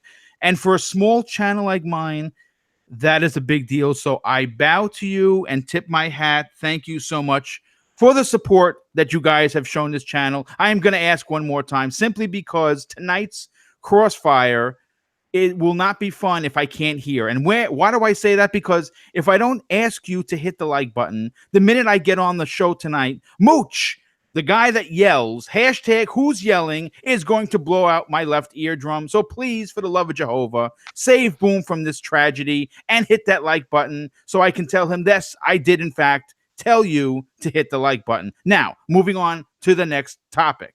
Like No Man's Skies and the Elder Scrolls Online, does Fallout 76 have a future with gamers once the dust settles? And will Fallout 76 be a nuclear wasteland worth exploring after the updates that fix many of its problems? Now, this story I pulled from digitaltrends.com, another site that you may not have heard of, but they're really good, so I suggest checking them out. When the beta hit, critics and fans alike noticed the game wasn't exactly working. More signs of low consumer confidence occurred when, even at the $40 price tag on Black Friday and Cyber Monday, copies of the game were slow moving. In short, it's been a bit of a disaster. And I know, Rand, you have talked about this. I've listened to your show religiously. I love what you do. I love your opinions about it. There was the bag talk. There was the people falling through, launching 3 nukes and crashing the game. But the game could be better if Bethesda really digs in. What do you take away from this story? Do you think that we could see a turnaround very similar to No Man's Sky and the Elder Scrolls Online? I mean, yeah, sure. Anything's possible. I mean, we've seen the turnarounds. Those games you mentioned, Rainbow Six Siege is like the success story of the generation when people talk about games that launched maybe not as well as they should have, but went on to become a juggernaut of the gen. I guess it depends on how willing and able Bethesda is to kind of get down to work and fix the problems that Fallout 76 has. If they wanted to turn it into something special, or if they're going to cut bait and run and just kind of forget that it ever existed and move on to the next project. Because they have the choice. It's like, do we just sweep this under the rug, hope people forget, say we're sorry, and give people Elder Scrolls 6 and Starfield and stuff? Or do they really kind of go to work after the holiday, get the teams together, identify what the big issues are, get those fixed, and start providing content on a regular schedule, so a year from now we can be on the podcast saying, man, Fallout 76, what a turnaround. Look at this game now, and people wrote it off a year ago. I'm not sure which one they're going to choose, though. So I would like to believe that they're going to choose the latter and say, yeah, we're going to stick around and fix this shit before, because obviously you're going to be nervous to buy a game from them, even if it is 3-4 years from now, because you'll always have this sour taste in your mouth. So I hope that you're right about that. Real quick, Chaos Theory with the amazing $5 super chat. He says, woot. For 150 hit watchers, hit the like button. Yes, thank you much. I really appreciate that. Now, gamers, as we know, love a good redemption story. No Man's Sky is the most recent example, an infamous stinker that slowly morphed into a charming space exploration game. Gaming Guru, do you think that Fallout 76 could, in fact, make a turnaround very similar, or are we expecting the worst? What are your takeaways from this? Okay, I've rolled my sleeves up here and come Okay, into here the we go, folks. That's damage what I'm waiting control and for. defense force with Mooch here. I love it. I like the game. It released a lot of issues and a lot of problems, but I like the game. And I think these kind of games are a bit judged a bit unfairly. Sure, it had loads of issues, and they probably shouldn't have dropped it at full price. They probably should have put it in the preview program first. Yes, But games good like point. this, No Man's Sky, Elder Scrolls, Sea of Thieves, these games I think are reviewed a little unfairly, and I think these kind of games should get yearly reviews, or at least be sort of they should go back and be re-reviewed in a year's time, because these games do not release complete, and they're not designed to be released complete. These games are designed to be dragged out purposely, and I think when people go in with the assumption that this game is going to be complete, then I think that's a bit unfair and unforgiving, really. Because if you look at all MMOs, all of them are generally just scored low because there's just not enough content. Saying that, though, I know people are going to say, yeah, but it was buggy and stuff. I agree on that. Yes, it was a glitch fest and it was a load of issues with it. So that's what they need to. I think that's what they need to release these games perfect. If they're going to be like Sea of Thieves, it was a bit empty, but it was flawless. It had no issues, and I think games like this, that's where they need to pick up. I think they need to do better on that. But so I'm looking forward to the future of 76. I went back on there today, actually. I logged back in, and someone wiped my base out, unfortunately. I was a bit upset. But, That sucks, man. All right. I'd go like, what the hell? But I'm going to keep going back into it. I'm going to keep delving back into it. I'm getting right back into Sea of Thieves at the moment, and I want some of you guys to add me on Xbox or some of the others, because I want to get some Twitter boys going onto the game for some gameplay. But these games, I think, just need to be re-reviewed, I think. And No Man's Sky has been out 2 years now, and it's just starting to get a bit of credit. So maybe that should have done a bit better, a bit earlier, a bit sooner. So, but it's what it is, isn't it? Really. Yeah, I mean, I agree. I think that when a game does have a turnaround like this, if the fan base sticks around and they're constantly doing like updates to make it better and eventually morphs into something special, I'm all for it. I look forward to it, to be honest with you. The Division was another one, wasn't it? Yes, it certainly was. It was a bit dull at the beginning, but that had a big turnaround. So yeah, as long as they just keep supporting the games. As long as it don't release a £30 DLC in like a month's time, then I think it's all good for them. Yeah, I agree. I absolutely agree. Great points. Zemi, I want to get your point on this. Listen, Fallout 76, again, listen, I'm a huge Fallout fan. I put over between Fallout 3, Fallout New Vegas, which was probably one of my favorites. Thank you, Team Obsidian. And Fallout 4, I want to say anywhere between 700 and 800 hours. So that's a lot of time. I spent $200 on the collector's edition. I've said this publicly. I didn't buy it for the game. I bought it for the helmet, the power armor helmet that came with it, because I have all the collector's editions for Fallout, and that one was like the crown jewel. But the game came out and it just, I understand it's just not for me because it's open world, multiplayer-ish, and there's really not a lot of story outside of what you make with your friends. But do you think that Fallout 76 can be that comeback kid, if you will, of the industry? Yeah, I mean, I think it could. I don't think it will, though. I'm a huge Bethesda fan. I bought like Elder Scrolls Oblivion was my very first game I ever got from them, and that was the only reason why I even got an Xbox 360. Huge Bethesda fan, but I definitely don't think that they're really going to do much to fix this game. I think that the team that they have attached to Fallout 76 is probably going to be a smaller team. I also heard rumors that Todd Howard didn't really even have that big of an involvement with Fallout 76. Whoa. And I know that you guys are like talking about Elder Scrolls Online and No Man's Sky, but those are two cases in which the developers really only had that one game. For instance, Hello Games only had No Man's Sky. It was their very first game. It was the only game that they had, and it was quite possibly, it was either fix that game or go out as a company. And same thing with Elder Scrolls Online. A lot of people think that Bethesda worked on that game they collaborated, but it was really ZeniMax Online Studios who made Elder Scrolls Online. And Right. if I'm not mistaken, that was also their very first game as well. I could be mistaken, but that was all that they had to work on. Whereas Bethesda, I think they released Fallout 76 as a cash grab.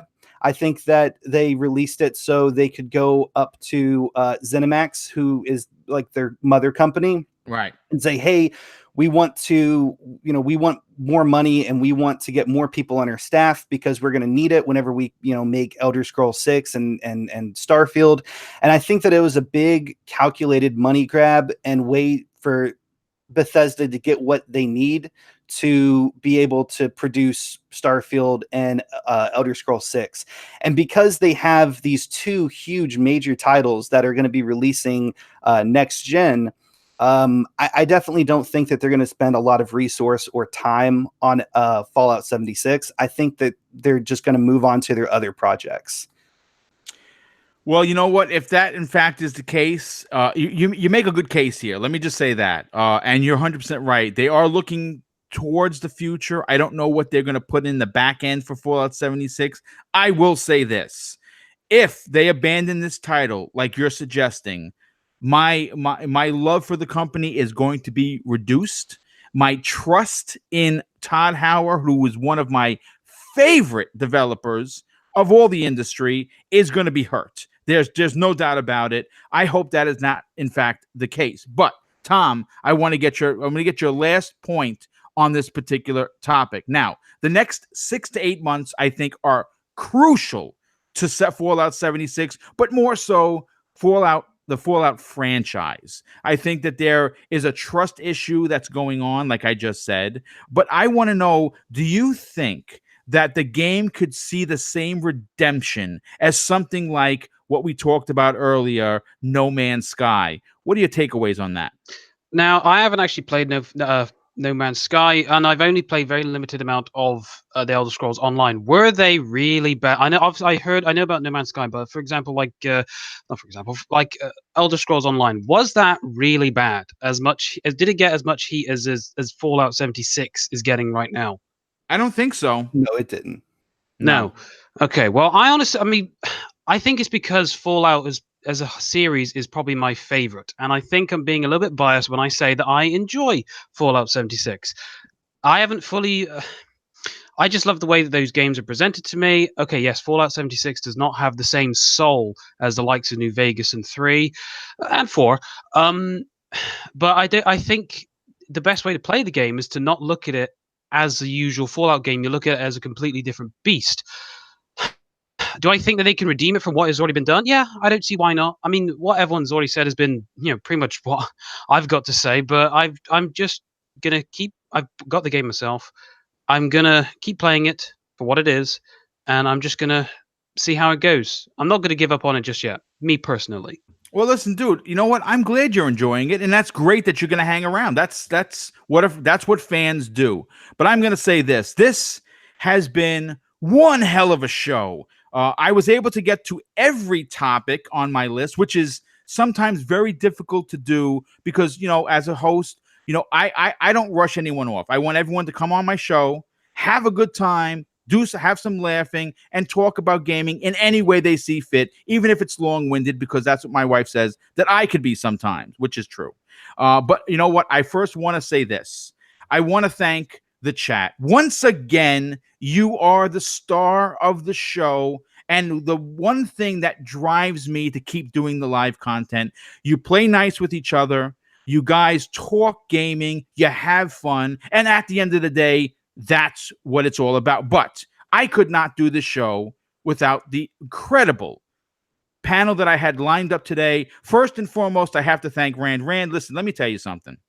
Having you on my show is a big deal for me. It's almost like meeting your favorite movie star, simply because I have been a fan of yours since you had 8,000 subs. Like I said in the beginning, you're closing in on 23,000 subs, and my God, man, that is amazing. I really, really enjoy the Xbox 2 podcast. I think your content is literally second to none. Please tell everyone who might have found you for the first time on the show where they could sub your channel, and more importantly, follow you on Twitter.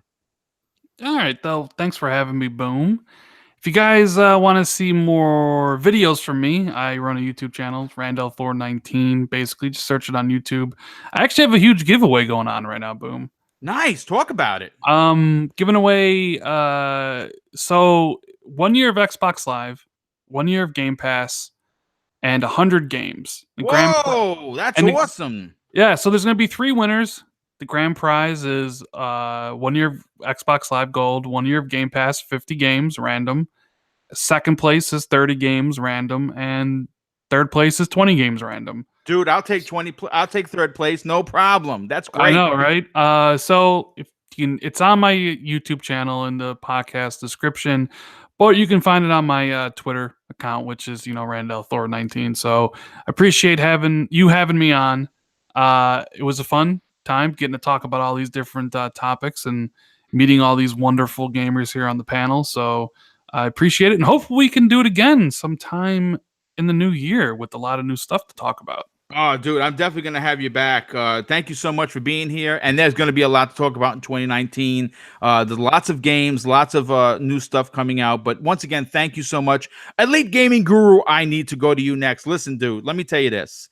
I love watching you on Twitter because you do not back down from a fight. And you know what? You do it in a way that is respectful. You do put facts out there. And even though people may not agree with you, you still talk it out. So listen, do me a favor and tell everyone where they can follow you on Twitter, but more importantly, sub your YouTube channel. Oh, thank you, Boom. Oh, I love being on the show. I love you. You're a fantastic man, and everything you do, you're brilliant. So please sub, share, and like this man's channel, and slap that little alarm button in the corner. Right. Firstly, could I just jump to Rand? Rand, I just done a video in the week on what's it, Ashen. And some guys jumped to my channel accusing me of stealing your gameplay. So I just thought I'd tell you that on here because I said to him, actually, I'm going to bring up with Rand because I'm on a podcast with him in a week and see what Rand has to say face to face. So, well, not face to face, but so I just thought I'd let that out there. So go and have a look on my channel and see what he has to say about it. But moving on, Daz, hopefully, my beer brother, is going to drop my links to my Twitter and my YouTube channel. He's doing that right now as we speak. Brilliant. He's such a hero. He's terrible at Mortal Kombat, though. I've lost where I was there. Please sub and share and like my channel too. Excellent group of fellas here. Love to be on the show, and I hope to see you all again soon. Well, thank you again for being here, dude. You're always fun to hang out with. I love your opinions. And of course, we're moving on to some newcomers to the podcasting scene. Zenny, I want to go to you, my friend. Listen, you knocked it out of the park. You proved that you belong behind the mic. I want you to tell everyone where they could follow you on Twitter, but more importantly, subscribe to your YouTube channel. Take it away, my brother. Well, thank you very much. And thank you so much for letting me come on to the show. It was a ton of fun. We covered so many great topics, and you guys are just all awesome. If you guys want to find me on Twitter, you can find me at Ambassador Zimmy. You can also find me on YouTube at Ambassador Zimmy. I do tutorials, let's plays, reviews, Xbox news, all sorts of videos. And you guys can also find me on Mixer Monday through Saturday, streaming from 6 p.m. to 8 p.m. And my username on that is Ambassador_Zimmy as well. Boom, thank you so much for letting me come on here. You're just a legend. Thank you. Well, I want to first of all thank you. First of all, thank you for taking the time. Like I said, when people reach out to me and they want to come on the show, what did I tell you? You're in. End of story. And I account that all the way back to me reaching out to Mooch. I'm a pay it forward kind of a guy. Mooch gave me a chance. He opened the door for me to do this podcasting thing, and basically it's something that has become a part of my life. The community has become a huge part of my life, and I cannot thank you enough. But last but certainly not least, Tom Wild, we need to go to you, my brother. Listen, you knocked it out of the park. I will be asking you to come back on again in the future. I think that you have a lot to talk about, but more importantly, I would like people to not only follow you on Twitter, but sub your YouTube channel. Tell everyone how and where they can do that. Thank you ever so much, Boom, for including me in this esteemed panel, and thank you ever so much, guys, for for a fantastic show. On Twitter, I am at twild1995, 1995, and also at Respawn Gaming, because I am a co-host of a podcast / YouTube channel there at RESP Gaming. And I hope to see you all again soon. I hope to have another fantastic conversation with any one of you. And just thank you once again. It's been brilliant.